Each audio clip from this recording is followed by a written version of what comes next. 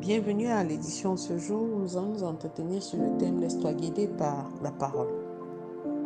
Et les passages que nous allons examiner sont tirés du deuxième livre des Rois au chapitre 5, versets 9 à 11. Il est écrit: Naaman vint avec ses chevaux et ses chars et s'arrêta à la porte de la maison d'Élisée. Élisée lui fit dire par un messager: Va et lave-toi 7 fois dans le Jourdain, ta chair redeviendra saine et tu seras pur.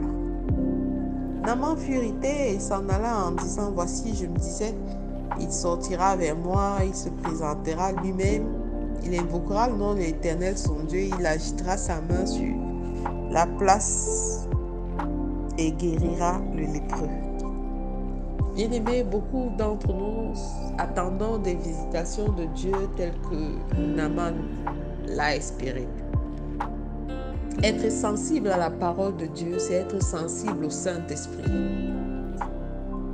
Nous vivons les temps actuels et Christ nous a dit qu'il ne nous laissera pas seuls, mais il nous enverrait un consolateur, celui qui nous enseignera. À cette époque-là, certains initiés seulement avaient accès aux livres saints. Mais de nos jours, nous avons la Bible qui est accessible au plus grand nombre, à tous. Mais qu'est-ce que nous en faisons? Nous choisissons d'attendre comme Naaman des manifestations qui arriveront de la manière dont nous avons projeté dans notre âme et parce que nous attendons Dieu dans un endroit X ou un endroit Y. Naaman était malade. La Bible nous dit que c'était le chef de l'armée du roi de Syrie qui jouissait des faveurs de son maître et d'une grande considération. Mais voilà, il était malade. Et tout commence par qui lui a révélé qui est le prophète. Une petite fille qu'ils ont pris comme esclave, qui lui a révélé qui est-ce qui pouvait intervenir dans sa situation. Bien aimé, cette jeune fille n'a pas caché son identité. Et elle a dit qu'il y a un prophète chez nous qui peut te guérir. Il y a des moments où face à certaines situations, nous établissons nos propres règles sans consulter la parole de Dieu. Et nous établissons nos propres schémas qui ne marchent souvent pas. Nos propres schémas selon nos convenances, selon nos aspirations et selon la manière dont nous allons nous sentir confortables dans cette démarche. J'aimerais te dire aujourd'hui que la méthode de Dieu n'est pas toujours celle à laquelle tu t'attends. Elle peut même te surprendre des fois, mais le résultat est toujours favorable. Naaman pensait revenir, s'approcher de loin de l'Éternel qui était Élisée. Et il s'attendait à ce que Élisée le reçoive en tant que général des armées avec tous ses attributs. Mais l'œuvre du royaume des cieux n'est pas l'œuvre de tout le monde. Et il est un général du camp adverse. Une seule parole qui sort de la bouche de loin de l'Éternel produit ses effets. Mais parce que Naaman était venu avec des airs de grandeur,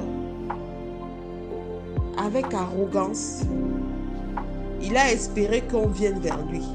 Mais l'Éternel a mis sur sa route son serviteur et Élisée a dit: allez lui dire qu'il se lave 7 fois.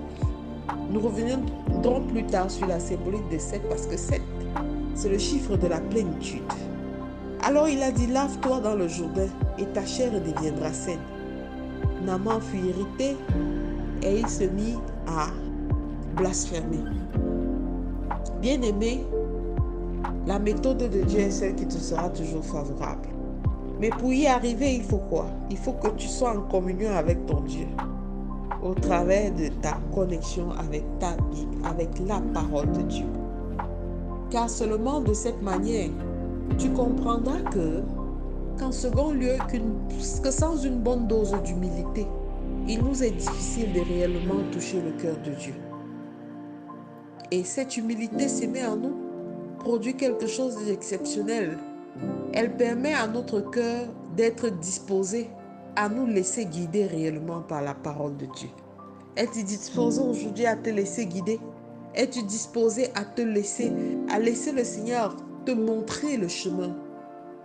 Alors je veux que tu fasses cette prière ce matin avec moi. Père éternel, je te dis merci pour tout ce que tu fais pour moi. Je sais que tes voies sont insondables, Seigneur. Et les schémas que tu as voulu pour moi, tu es souverain dans ta démarche. Donne-moi, Père éternel, de communier avec toi.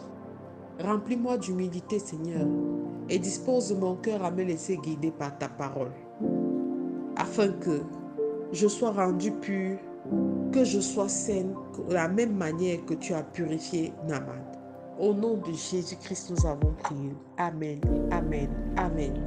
Je suis la révérende Sonia Antoinette de la Grace Bible Church. Je vous souhaite de passer une excellente journée. Shalom.